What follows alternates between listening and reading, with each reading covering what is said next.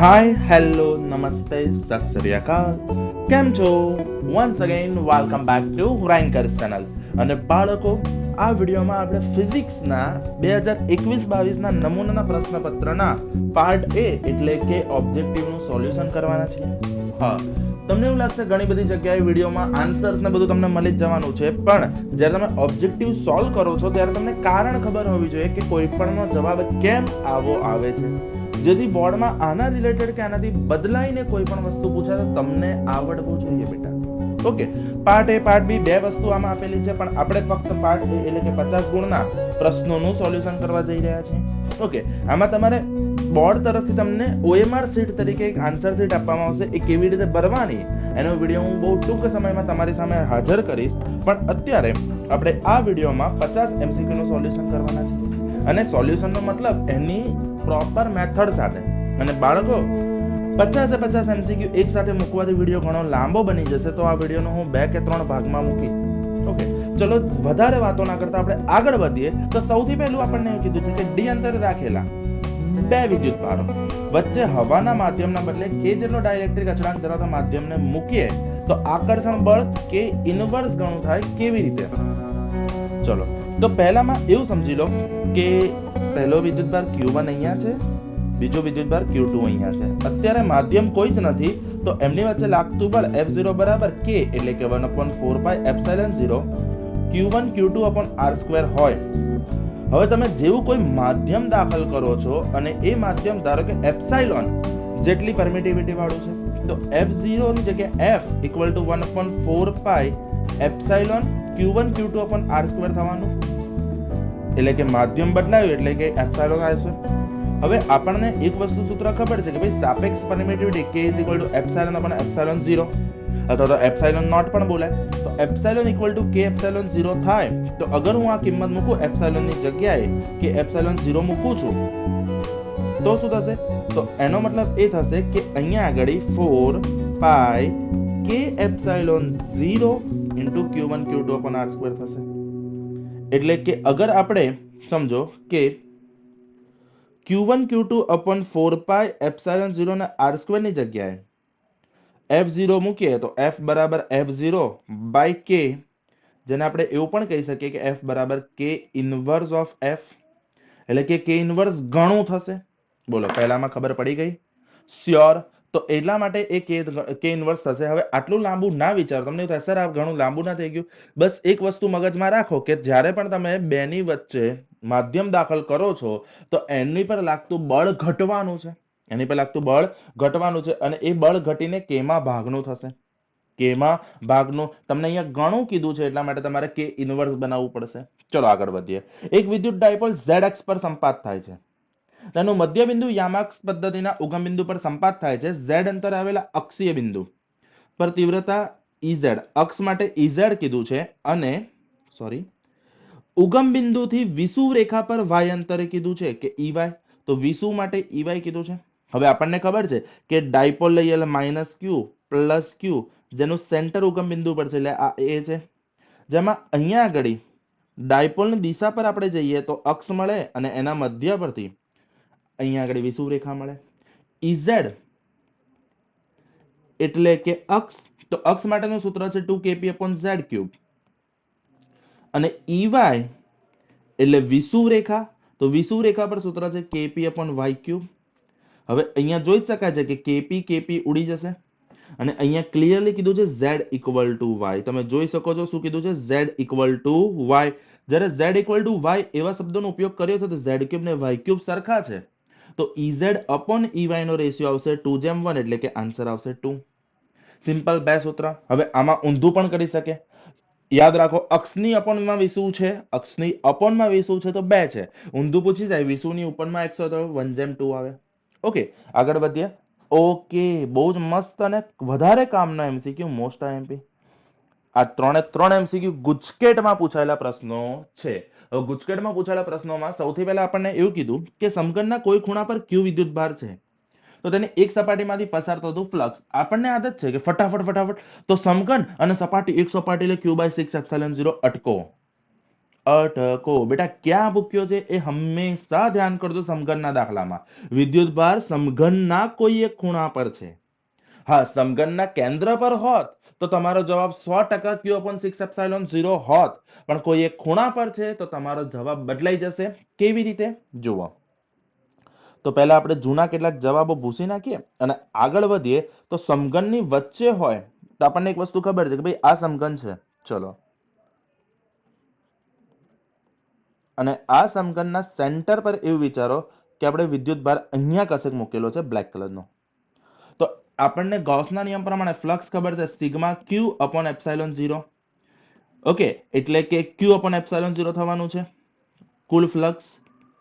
પણ એમાં બાજુ કેટલી? 6, એક ઉપર એક નીચે, એક આગળ એક પાછળ, એક ડાબે એક જમણે.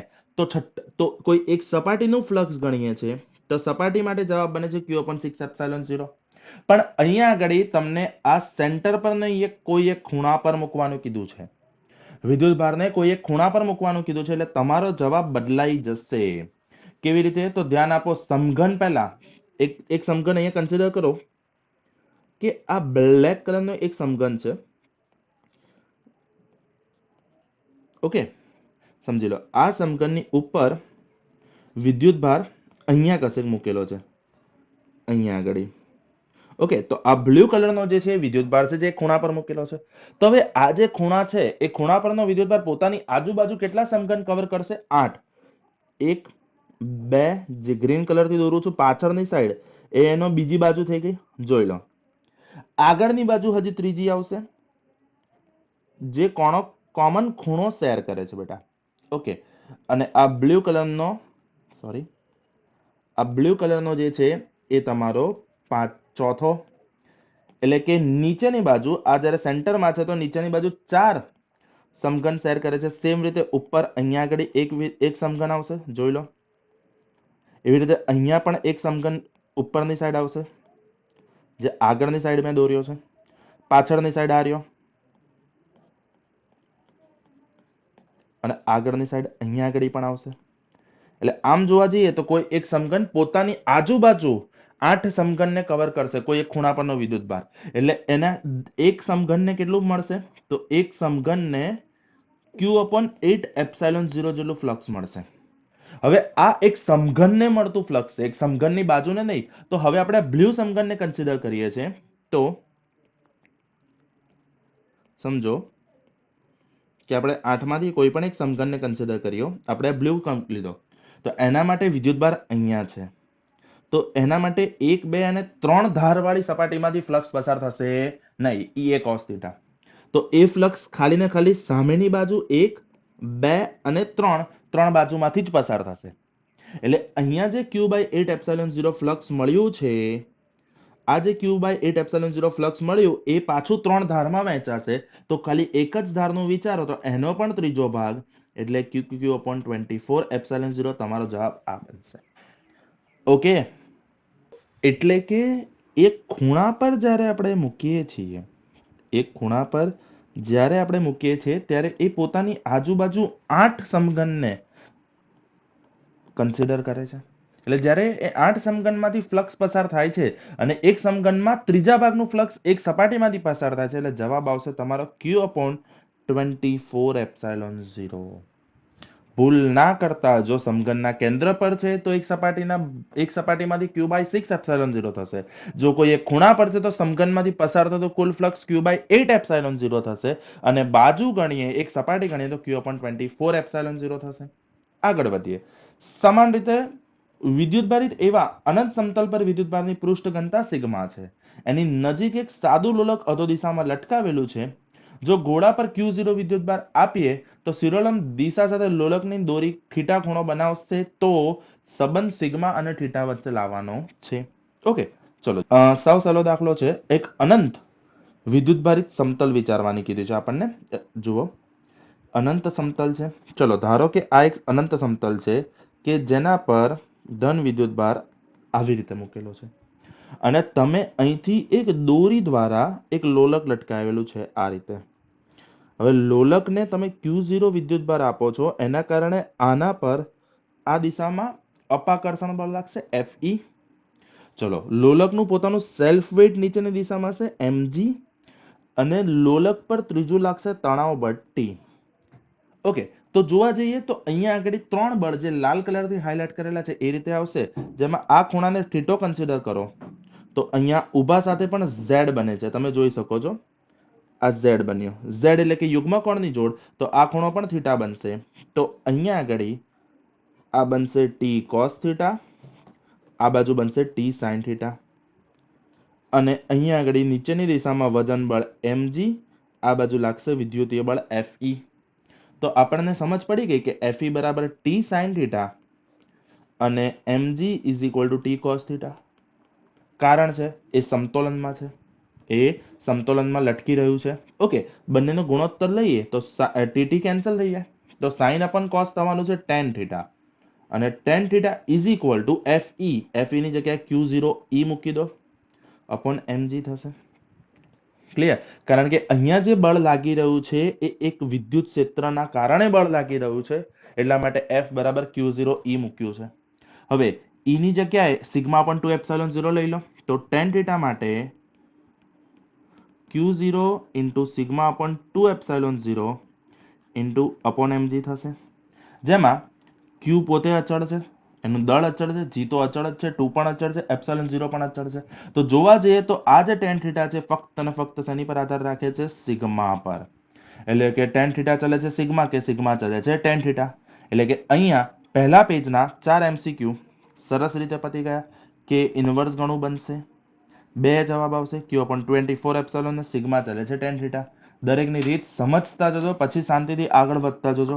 ઓકે, વિડીયોને તમે 1.25 કે 1.5 ની સ્પીડે જોશો તો જલ્દી ખબર પડશે, એની ચિંતા નથી. ઓકે, અનંત લંબાઈના સુરેખીય નિયમિત વિદ્યુતભાર વિતરણથી 2 સેન્ટીમીટર જેટલા લંબ અંતરે ઉદ્ભવતું વિદ્યુત ક્ષેત્ર આટલું હોય તો વિદ્યુતભારની રેખીય ઘનતા કેટલી?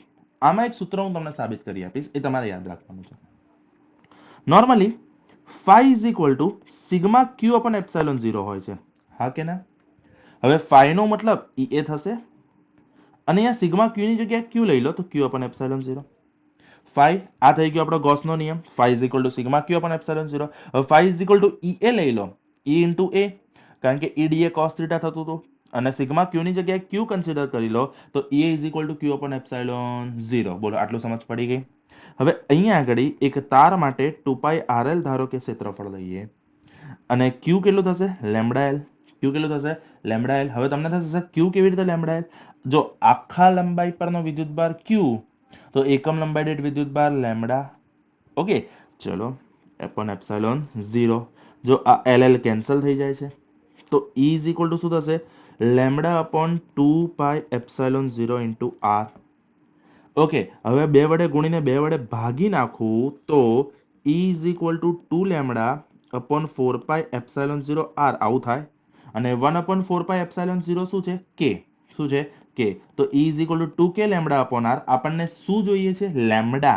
તો લેમ્બડાનું સૂત્ર અહીંયા સાબિત કર્યું, ER upon 2k, યાદ રાખજો.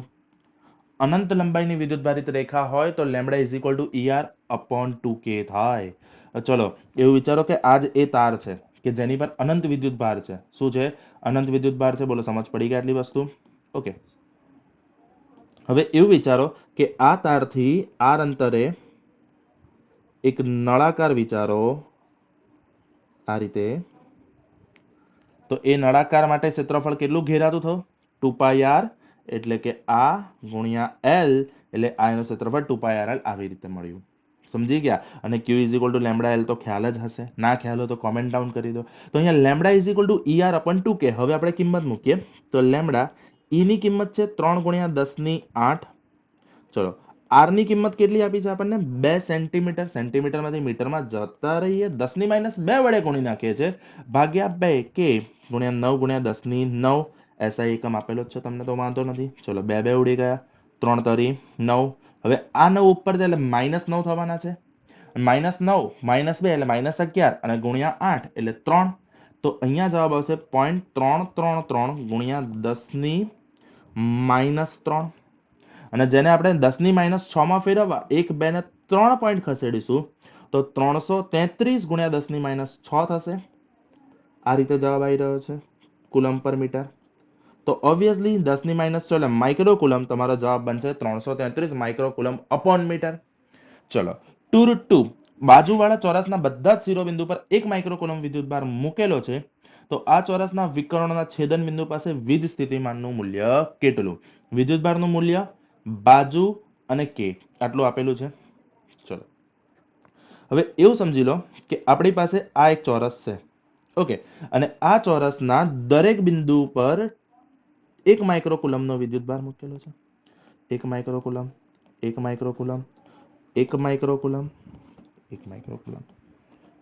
ઓકે, હવે એના વિકર્ણના છેદન બિંદુ કીધા છે, તો આપણે પહેલું વિકર્ણ આ કન્સિડર કરો, બીજો વિકર્ણ આ કન્સિડર કરો, એટલે કે છેદ બિંદુ આ થયું.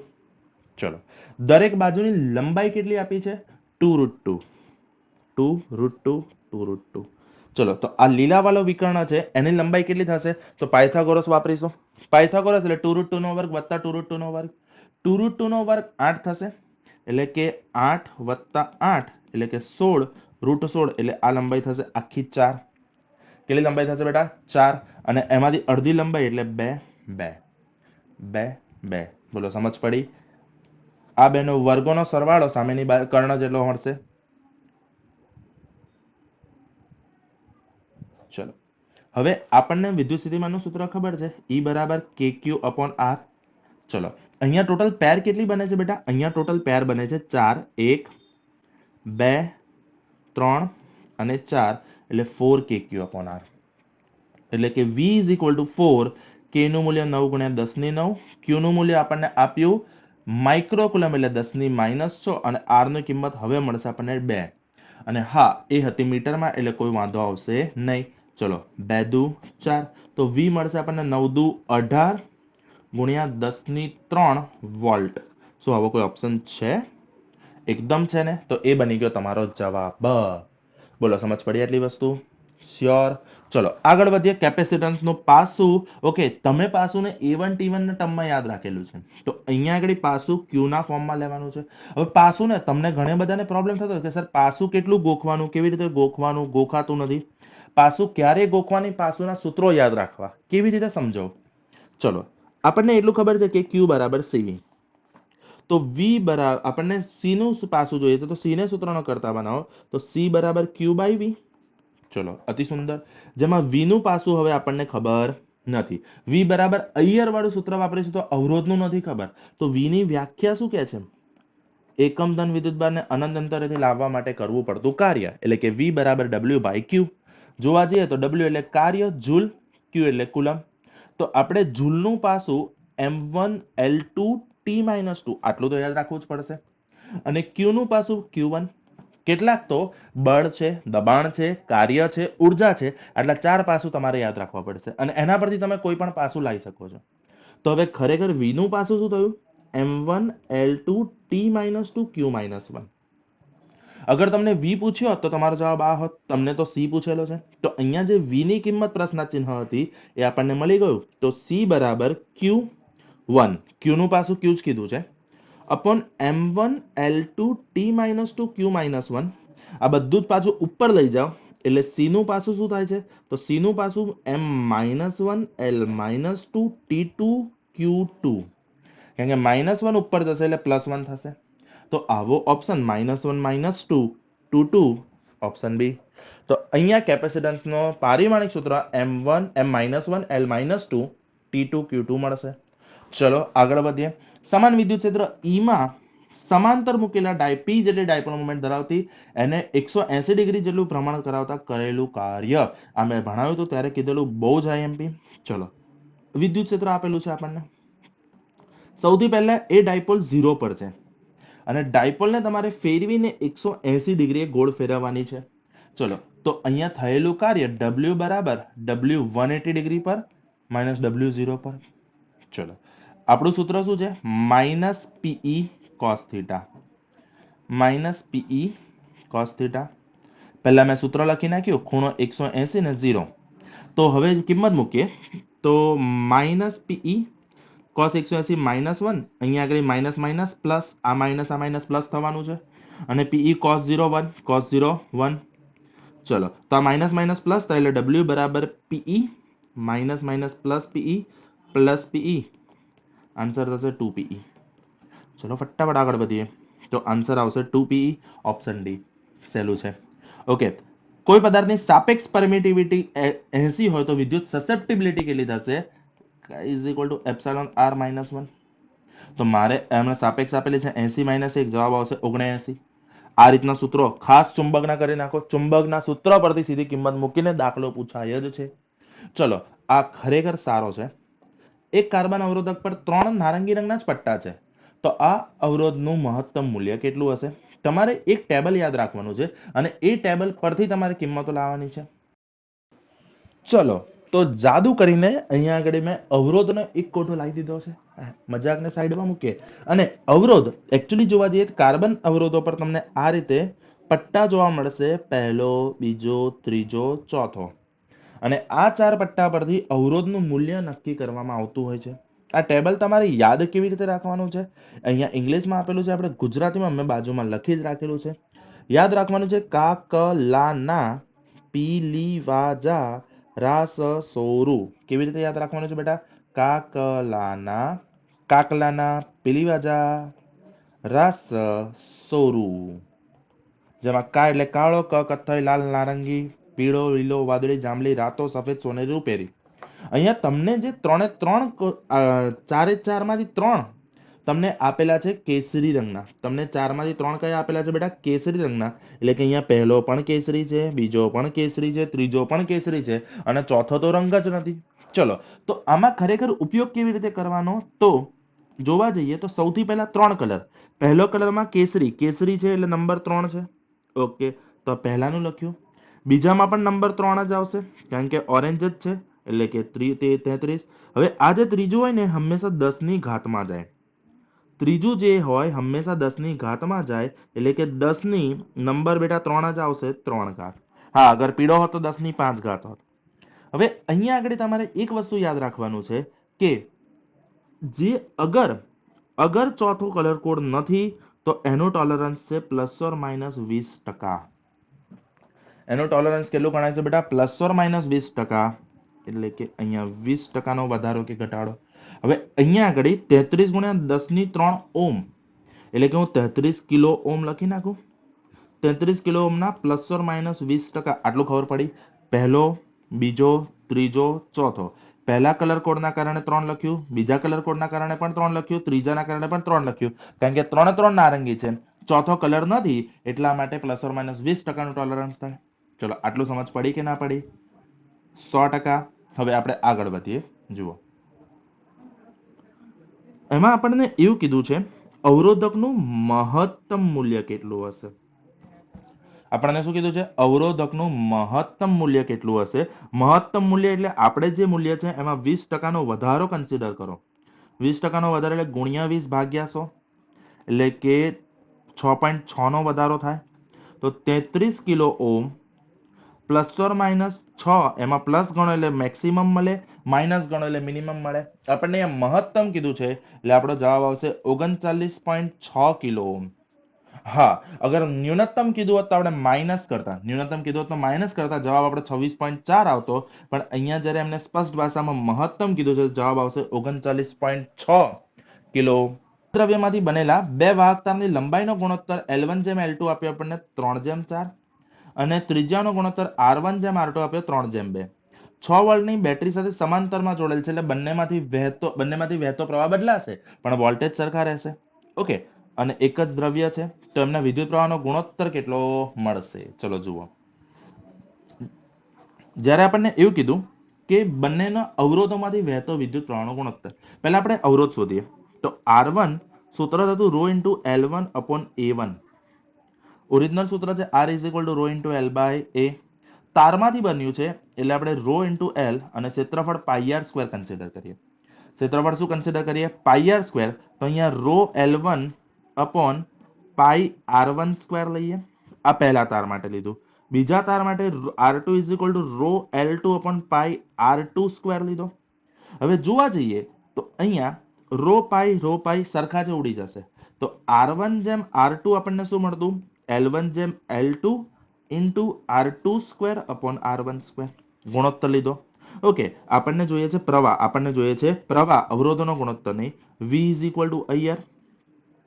તો I ચલે છે 1/R, તો જેવો તમે અહીંયા I1 જેમ I2 કરશો, એટલે અહીંયા L2 જેમ L1 ઇન્ટુ R1 જેમ R2 ધી હોલ સ્ક્વેર થઈ જશે, વ્યસ્ત થઈ જશે, બદલાઈ જશે. એટલે કે અહીંયા ખરેખર ગુણોત્તર શું ગણાતો? I2/I1. અહીંયા ખરેખર ગુણોત્તર શું ગણાતો? I2/I1. બોલો, સમજ પડી? પાક્કું. હવે અહીંયા આગળ શું કર્યું આપણે? વ્યસ્ત કરી દીધું, એટલે L2 ઉપર L1 નીચે. હવે આપણને L1 જેમ L2 આપ્યો છે, આપણને કેટલો આપ્યો છે? 3/4. તો અહીંયા આગળ જવાબ થશે 4/3 ગુણ્યા R1/R2, જે રકમમાં આપણને આપેલું હતું R1/R2 હતું 3/2, એટલે 3/2 નો વર્ગ, એટલે કે 4/3 ગુણ્યા 3 × 9 ભાગ્યા 4, 4 4 ઉડી ગયા, 3 × 9, તો જવાબ આવશે 3/1. જવાબ શું આવશે? 3/1. ચલો ચલો ચલો જોઈ લઈએ. તો આવી ગયો જવાબ તમારો 3/1. પરફેક્ટ. એક વિદ્યાર્થી સમાન 1.5 વોલ્ટ EMF ને 0.1 ઓહ્મ આંતરિક અવરોધ ધરાવતા 4 વિદ્યુત કોષ આપવામાં આવ્યા છે. સારો દાખલો છે, ગુડ વન. એમાં આપણને એવું કીધું છે કે સહાયક સ્થિતિમાં જોડવાની હતી, 4 સળંગ જોડવાના હતા, પણ ભૂલથી તે એક વિદ્યુત કોષને ઉલટી રીતે જોડે છે.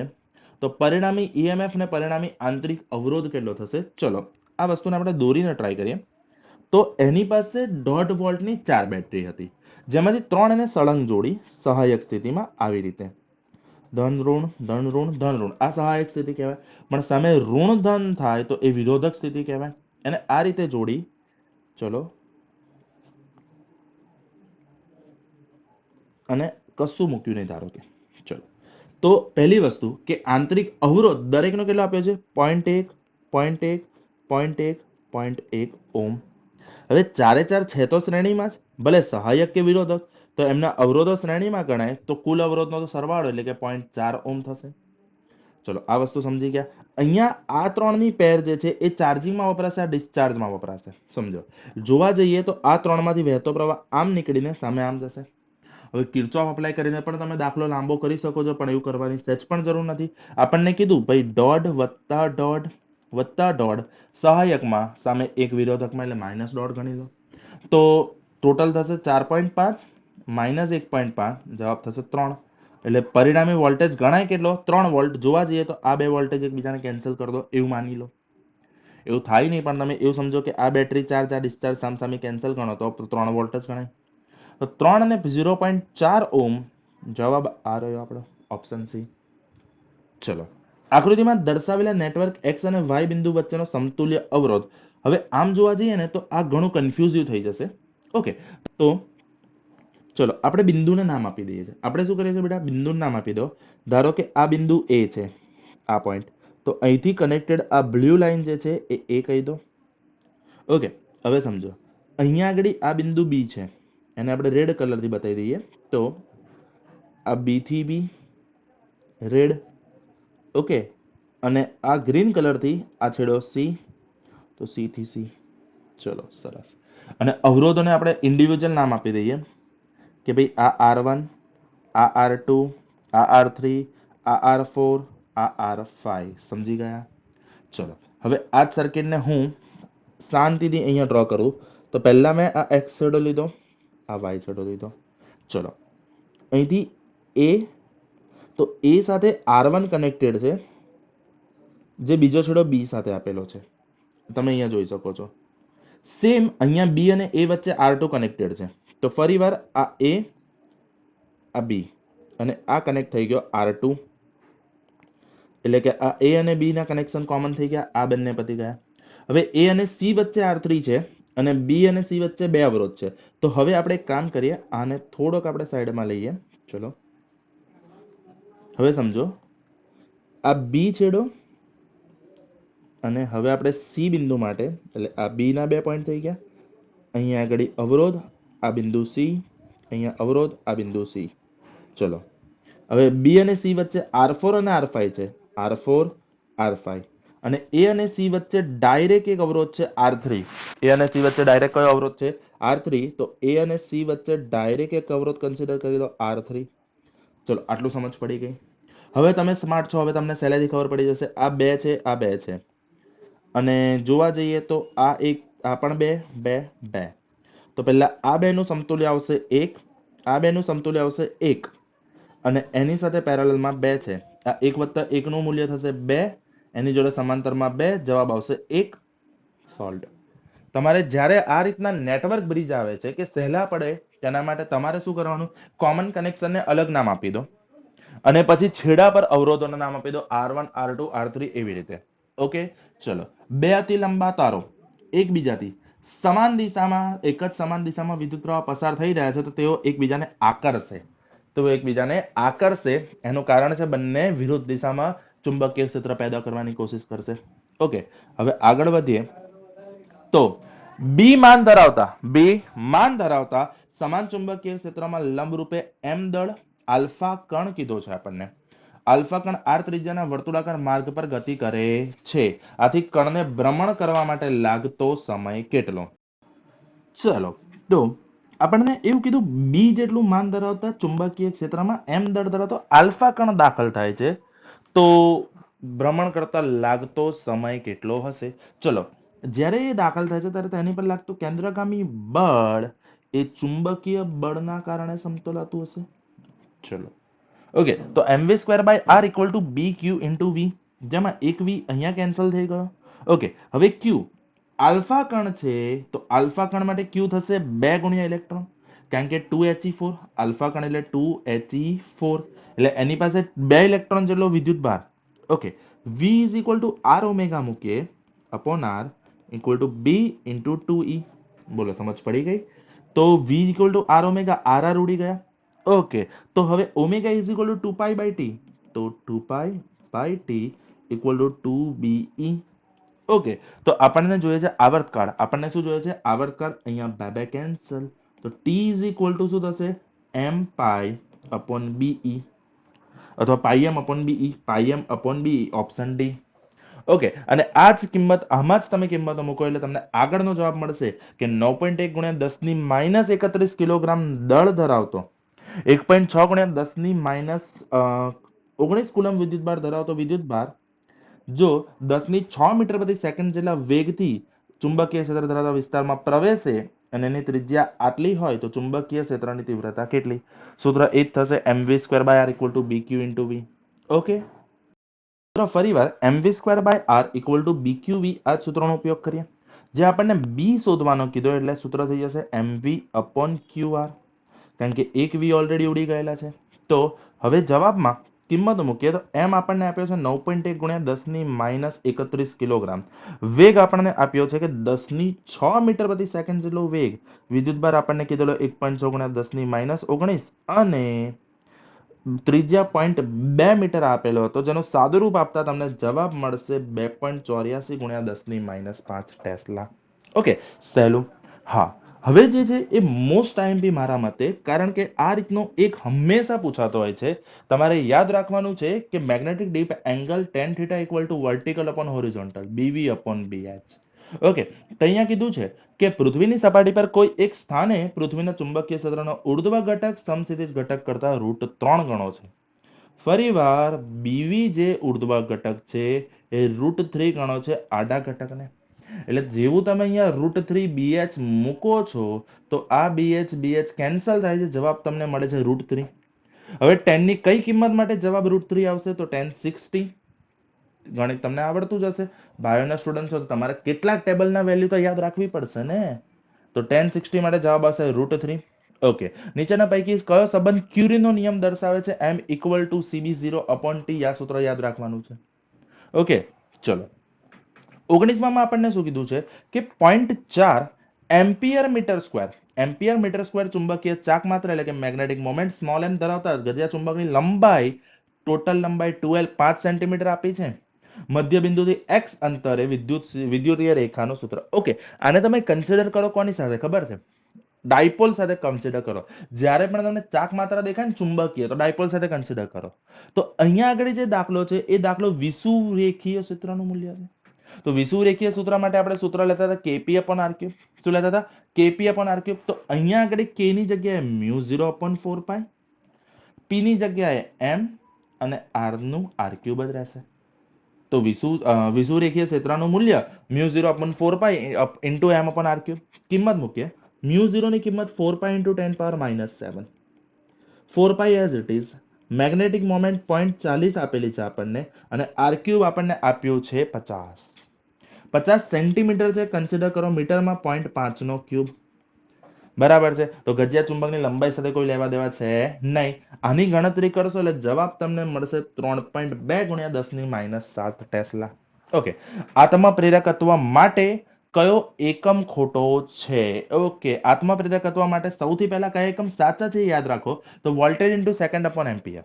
જો L is equal two VS upon A, જ્યાં વોલ્ટ અપોન એમ્પિયર એટલે ઓમ પણ કહેવાય, એટલે ઓમ ઇન્ટુ સેકન્ડ પણ સાચો છે. અને weber into weber upon ampere તો એનો ઓરિજિનલ એકમ છે.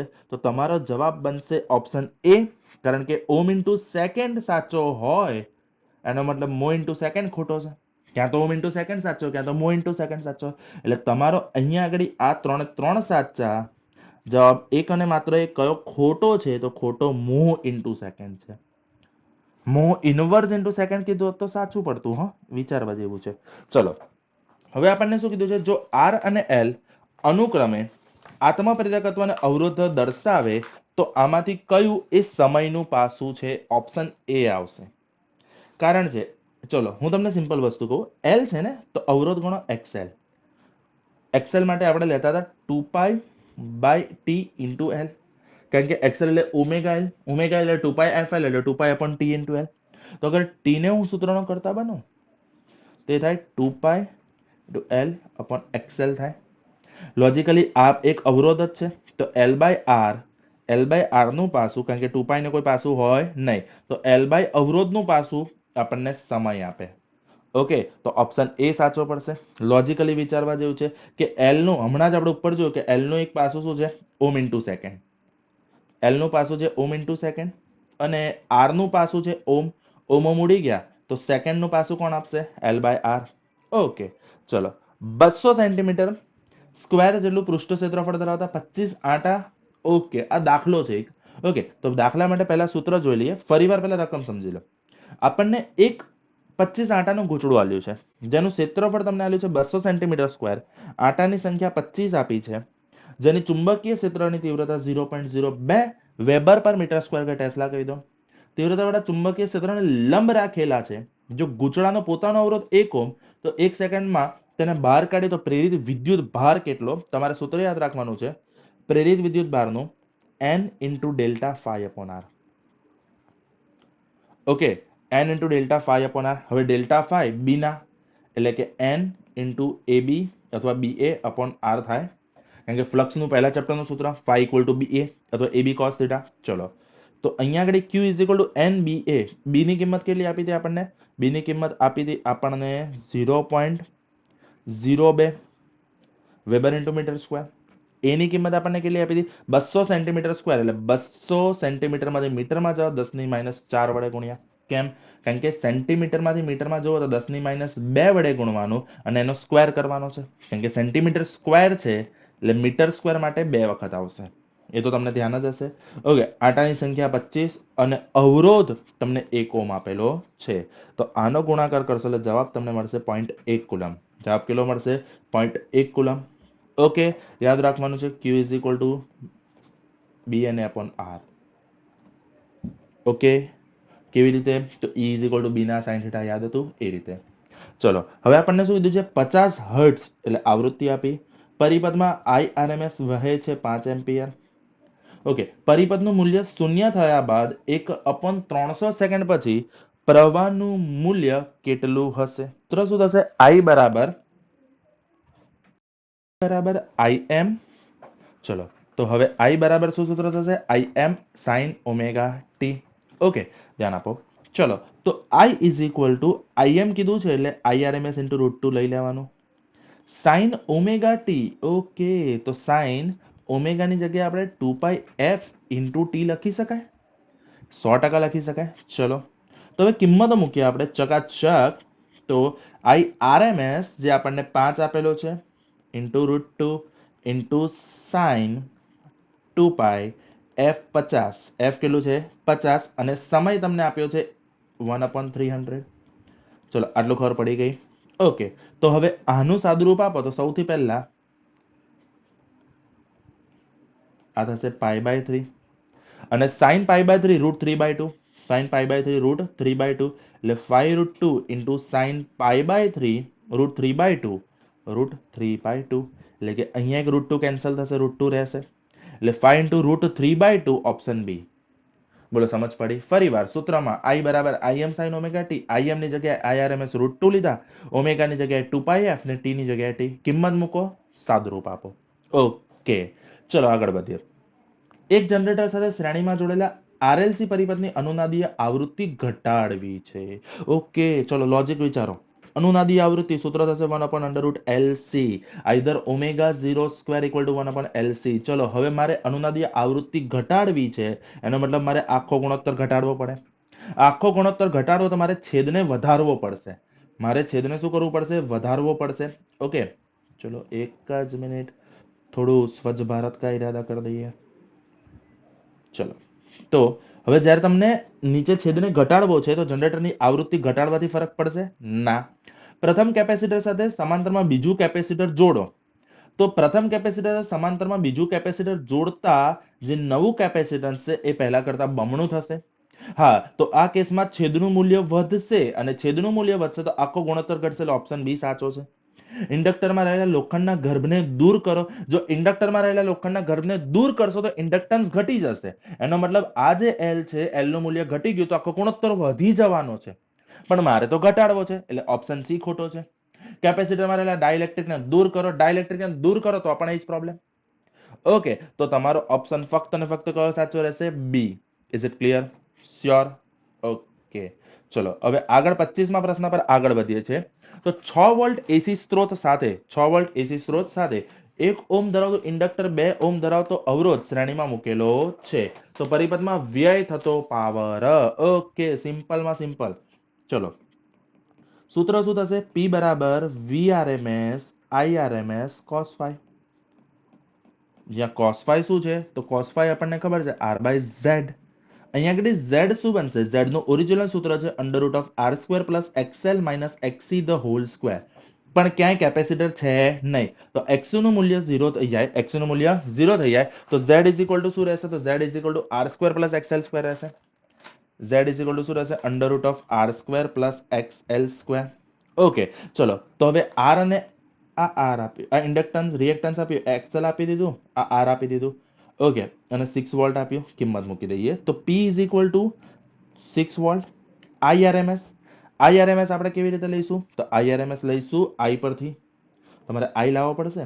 ઓકે, તો V IZ, તો I V/Z. ઓકે, તો VRMS નું મૂલ્ય આ અને Z ની કિંમત √R², that is 2 નો square, plus XL, that is 1 નો સ્ક્વેર, √4 + 1, that is 5, √5. તો I V/Z મૂક્યું, ખબર પડી? Okay, cos phi R/Z. R કેટલું છે? 2 ઓહ્મ અને Z કેટલું આપ્યું છે? √5. ચલો ગણતરી કરો. ઉપર થશે 72 અપોન થશે 5 એટલે P થશે 14.4 વોટ. બહુ સારો દાખલો છે, ગમે એવો દાખલો છે. ચલો, વ્યવહારમાં વપરાતા સ્ટેપ અપ ટ્રાન્સફોર્મરમાં આઉટપુટ પાવર હંમેશા ઇનપુટ પાવર કરતા ઓછો જ હોય, પાવરનો લોસ પડવાનો જ છે, જેને પાવર BI કહેવાય. ઓકે, હા, વોલ્ટેજ કીધા તો વોલ્ટેજ 100% વધતા, પણ અહીંયા પાવર છે તો પાવરમાં ઘટાડો થવાનો એટલે આઉટપુટ પાવર ઇનપુટ પાવર કરતા ઓછો હશે. ચલો, ઓકે, 27મો સવાલ. કાર્બન મોનોક્સાઇડ અણુને કાર્બન અને ઓક્સિજન પરમાણુમાં વિભાજિત કરવા માટે 11 ઇલેક્ટ્રોન વોલ્ટની જરૂર પડે છે. ઉર્જા આપી તમને. તો આ વિભાજન મેળવવા માટે યોગ્ય વિદ્યુત ચુંબકીય વિકિરણ લઘુત્તમ આવૃત્તિ વર્ણપટના કયા વિભાગમાં આવેલો છે? એકદમ સહેલો સવાલ છે. E બરાબર HF, hc/λ. તો F E/h તમને ખબર જ હશે. ઓકે, E ની કિંમત 11 ઇલેક્ટ્રોન વોલ્ટ છે એટલે જૂલમાં જવા 10⁻19 વડે ગુણ્યા. ઓકે, ભાગ્યા H નું કિંમત તમને ખબર છે 6.625 × 10⁻34 જૂલ સેકન્ડ. પ્લાન્ક્સ કોન્સ્ટન્ટ. આનો જ્યારે જવાબ લાવો છો ત્યારે જવાબ આવે છે આવૃત્તિનો 2.65 × 1015 હર્ટ્ઝ. અને આ જે છે એ અલ્ટ્રાવાયોલેટ રિજિયનમાં આવેલું છે, એટલે જવાબ આવશે અલ્ટ્રાવાયોલેટ. ફરીવાર તમારે દ્રશ્ય વર્ણપટના રિજિયન યાદ રાખવાના છે કે કઈ આવૃત્તિમાં કયો વર્ણપટ દેખાશે, અને આવૃત્તિ શોધવા માટે F = E/h નો તમે ઉપયોગ કરી શકો છો. Is it clear? ડન. ચલો 28મો જોઈએ. તો 28મો થોડીક જગ્યા કરી દઈએ પહેલા. ચલો, તો E અને B ચુંબકીય તરંગો વિદ્યુત ક્ષેત્ર અને ચુંબકીય ક્ષેત્ર સદિશ હોય તો પ્રસરણની દિશા હંમેશા E ક્રોસ B ની દિશા આવશે. હંમેશા પ્રસરણ દિશા કઈ આવશે? E cross B. ઓકે, એટલે કે જોવા જઈએ તો આપણને ખબર છે કે આ જે છે એ વિદ્યુત ક્ષેત્રની દિશા છે, આ જે છે ચુંબકીય ક્ષેત્રની દિશા છે, જેના પરિણામે ચુંબકીય ક્ષેત્ર આ રીતે લંબ દિશામાં આગળ વધે છે. ઓકે, વિદ્યુત ચુંબકીય તરંગમાં વિદ્યુત ક્ષેત્ર અને ચુંબકીય ક્ષેત્ર ઘટકોના યોગદાનનો ગુણોત્તર કેટલો? ઓકે, ચલો આ દાખલો આ ગણતરી વાળો છે, તો પહેલા થોડીક જગ્યા કરી લઈએ આપણે. ચલો, U = half epsilon 0 E square અને U = B²/2μ0. ઓકે, ચુંબકીય ક્ષેત્રને આ શું છે કે વિદ્યુત ક્ષેત્રના કારણે રહેલી ઉર્જા, ચુંબકીય ક્ષેત્રના કારણે રહેલી ઉર્જા, અને સૂત્ર ખબર છે આપણને E0 = CB0. ઓકે, તો અહીંયા E ની જગ્યાએ CB મૂકવું દો. અહીંયા જે E છે એની જગ્યાએ CB મૂકી દઈએ તો હાફ એપ્સિલોન 0 B0² C થઈ જશે. B0 નહીં, સોરી, B થઈ જશે. ચલો, હવે જોવા જઈએ તો અહીંયા આગળ આ શું થઈ ગયું? તો હાફ એપ્સિલોન 0² B²C. હવે આપણે U = half epsilon 0 B² C = 1/μ0 epsilon 0. Obvious છે, કારણ કે C ની કિંમત શું છે? તો 1/√μ0 એપ્સિલોન 0. અહીંયા E નો આખાનો સ્ક્વેર એટલે આનો સ્ક્વેર થશે, C નો સ્ક્વેર રૂટ નીકળી જશે, એપ્સિલોન 0 કેન્સલ થઈ જશે, તો U ઇલેક્ટ્રિક = B²/2μ0, જે મેગ્નેટિક જેટલું જ છે. તો અહીંયા UE અને UB બંને કેવા થયા? સરખા. બંને કેવા થઈ ગયા? સરખા. તો રેશિયો આવશે 1:1. તો રેશિયો કેટલો આવશે? 1:1. ચલો, સમતલ અરીસાની કેન્દ્ર લંબાઈ કેટલી મળશે? સમતલ અરીસાની કેન્દ્ર લંબાઈ આપણને અનંત મળવાની, કારણ કે સમતલ અરીસાનું કેન્દ્ર હોય નહીં, વક્રાકાર સપાટી જ નથી, તો કેન્દ્ર શેનું? તો જવાબ આવશે અનંત. જવાબ શું આવશે? અનંત. ચલો, માધ્યમનો ક્રાંતિકોણ તો વક્રી ભવનાંક કેટલો? મોસ્ટ IMP પૂછાશે, ક્યાં તો ગુજકેટમાં ક્યાં તો બોર્ડમાં. તો જો અગર તમને વક્રી ભવનાંક આપેલો છે અને તમને ક્રાંતિકોણ આપેલો છે અને વક્રી ભવનાંક જોઈએ છે, તો eta = 1/sin C યાદ રાખવાનું. જ્યાં ક્રાંતિકોણની કિંમત તમને 60 ડિગ્રી આલી છે, એટલે 60 મૂકતા 1/sin 60 થશે, અને sin 60 √3/2, sin 60 √3/2, તેનો વ્યસ્ત છે એટલે eta થશે 2/√3. ઓકે, તો અહીંયા આગળ આ વિડીયોમાં ફક્ત 31 જેટલા MCQ નું સોલ્યુશન લઉં છું. નવા વિડીયોમાં હું બાકીના MCQ નું સોલ્યુશન મૂકીશ. ઓકે, તો આ વિડીયોમાં આટલું જ રાખું છું. ડન. પાર્ટ 2 માં બાકીના MCQ નું સોલ્યુશન પણ આવી જશે. Okay, thank you. That's it from my side. Bye bye.